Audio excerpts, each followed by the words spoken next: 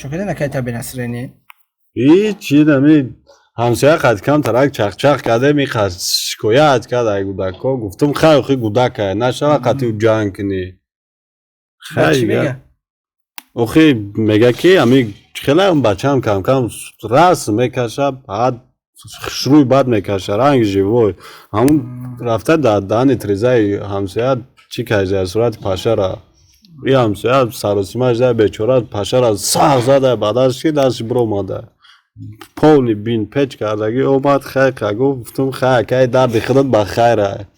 ما گفتم یا 10 روز پیش بانیا در اومدم که یا صورت کراکادیلی بد بوی ما را کشده هم خیلی نگاه دوره گفتم ما ترسم ما گفتم سر و سیما گلاوی خود ما پرفتم تریزه کشیدگیش ده یا مود یا گفتم ساترسین خواه بوده همیش ای نوبتی اما او خبر نواش نیدی کدوم خبر؟ در امریکا یا روبرت ساز کردیان ها مای دروگ بورا کارو چی میخورده تاجیکستان اومده اگش نگیرم مرده روبرت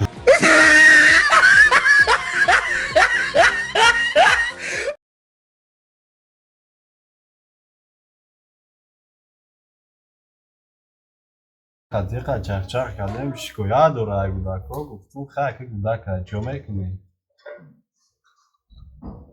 ای اصلا مولا چی گفت چی میگه چوکده نکایت به نصرانی اینه میگه همسایه کو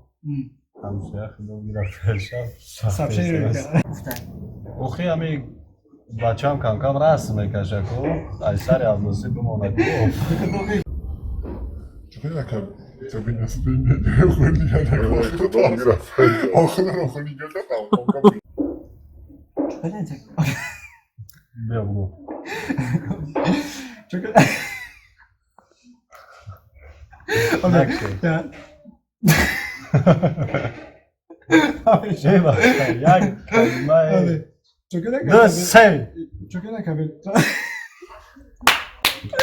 زمانو میپیچه بخیر بیل رفت